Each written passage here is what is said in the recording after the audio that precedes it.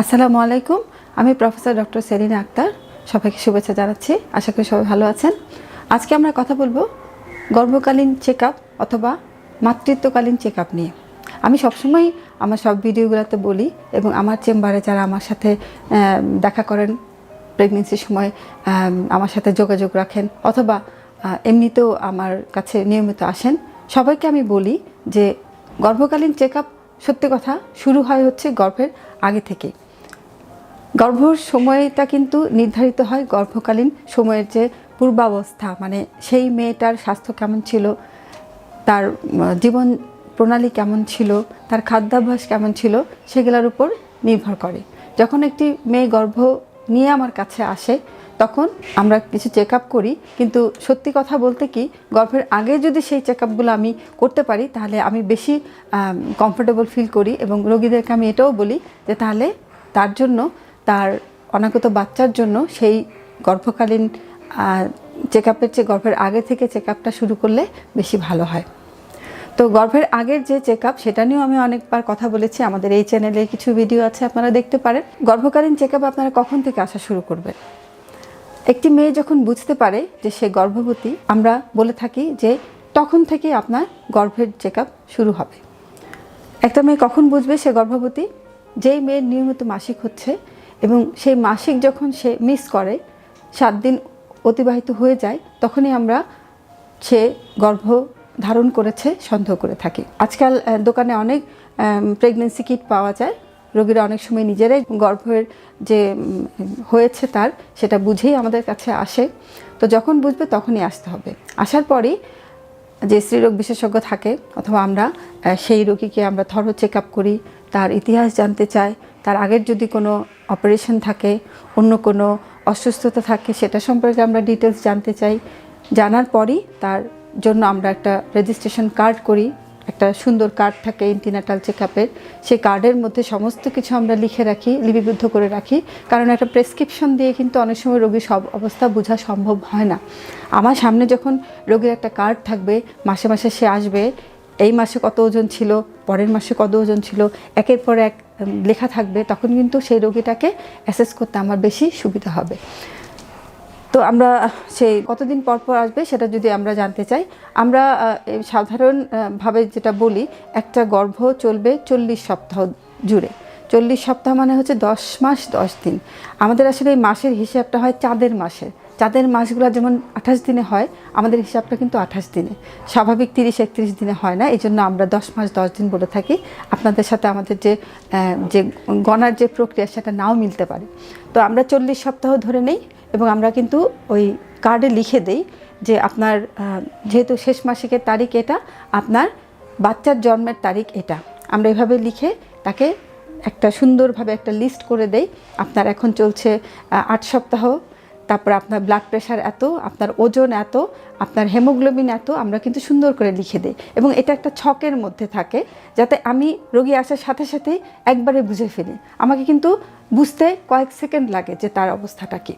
তো আমরা প্রথম বলি যে প্রথম 28 সপ্তাহ পর্যন্ত রোগীকে 1 মাস পর পর অথবা 4 সপ্তাহ পর পর ডাক্তারের কাছে আসতে হবে। শুধু যে আসতে হবে তা না, রোগী আসার পরে আমরা সেই রোগী অথবা গর্ভবতী মা, রোগী বলাটা আমার ঠিক হবে না, কারণ আমি সবসময় বলি যে প্রেগনেন্সি একটা স্বাভাবিক প্রক্রিয়া। সেই প্রেগনেন্ট যে মেয়েটা থাকে তাকে আমরা কখনো রোগী হিসাবে ট্রিট করি না, আমরা তাকে গর্ভবতী অথবা ভবিষ্যৎ মা হিসাবে ট্রিট করি। তো তাকে তার সেই ইতিহাস শুনতে হবে, তার কি সমস্যা হচ্ছে প্রেগনেন্সিটা ক্যারি করতে সেটা শুনতে হবে। অনেক সময় প্রেগনেন্সিতে শারীরিক সমস্যা হয় এরকম না, অনেক সময় মানসিক কিছু সমস্যা হয়, পরিবারের সাপোর্ট যদি না থাকে, স্বামী যদি তার প্রতি অমনোযোগী হয়। এছাড়াও প্রেগনেন্সিতে কিছু মানে মুড সুইং হয়, যেটাকে আমরা প্রেগনেন্সি মুড সুইং বলি অথবা প্রেগনেন্সি ব্লু বলে থাকি। তো সেই সাপোর্টগুলো যদি সে না পায়, আমাদের তখন সেই চেক আপের সময় কিন্তু এই জিনিসগুলোকে ঠিক করতে হবে। এবং সবসময় মনে রাখবেন, একজন গর্ভবতী মা যখন একজন স্ত্রীরোগ বিশেষজ্ঞের কাছে যায় তখন কিন্তু সে শুধু তার ডাক্তার না। আমার যে প্রতিদিনের চেম্বার, আমি খেয়াল করেছি রোগীরা কিন্তু আমাকে শুধু ডাক্তার হিসেবে ট্রিট করে না, ওরা অনেক সময় অনেক কষ্টের কথা, অনেক অসহায়ত্বের কথাও কিন্তু আমার কাছে প্রকাশ করে। এবং ডাক্তারদের কাজ কিন্তু ওইখানে। একটা ডাক্তার যে রোগীকে শুধু প্রেসক্রিপশন দিবে, শুধু ওষুধ দিবে তা না, তাকে যে পুরোপুরি মানসিক যে একটা সাপোর্ট সেটাও কিন্তু তাকে দিতে হবে। সে মানসিক সাপোর্ট যদি না পায় তাহলে হয়তো সে ওই প্রেগনেন্সিটা অথবা ওই গর্ভটা সুন্দর করে শেষ পর্যন্ত নিয়ে যেতে পারে না।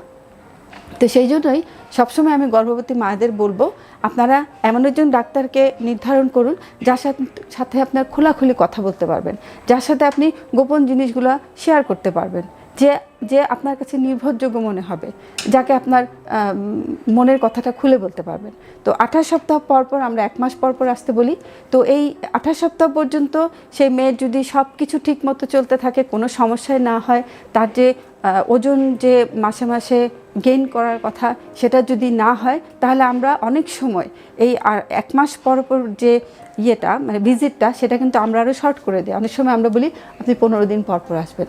যেমন কারো যদি ডায়াবেটিস হয় অথবা কারো যদি ব্লাড প্রেশার খুব বেড়ে যায়, তখন কিন্তু আমি তাকে 1 মাস পর পর বলবো না, আমি তখন বুঝবো যে তাকে কতদিন পর পর আসতে হবে। এমনও হয় অনেক সময় আমি 3 সপ্তাহ পরে আসতে বলি, আবার এমনও হয় অনেক সময় ওকে আমি 15 দিন পর পর আসতে পারি। তবে যারা স্বাভাবিকভাবে গর্ভ সামনের দিকে এগিয়ে নিয়ে যায় তাদের জন্য যেটা 28 সপ্তাহ পর্যন্ত 1 মাস পর পর আসতে হবে। তারপরে আসুন 28 থেকে 36 সপ্তাহ পর্যন্ত, এই সময়টাতে 15 দিন পর পর আসতে হবে। এখানেও সে একটাই কথা যে যদি কারোর মধ্যে কোনো বিপদ সংকেত দেখি আমরা অথবা কোনো অস্বাভাবিক জিনিস আমরা খেয়াল করি, তখন কিন্তু এই যে 28 থেকে 36 সপ্তাহের মধ্যে 15 দিন পর পর আসতে বলা, সেই সময়টাও কিন্তু অনেক সময় আমরা সংক্ষিপ্ত করে নিয়ে আসি। তারপর আসুন 36 সপ্তাহ থেকে 40 সপ্তাহ পর্যন্ত, সেটা হচ্ছে একটা ক্রুশিয়াল টাইম।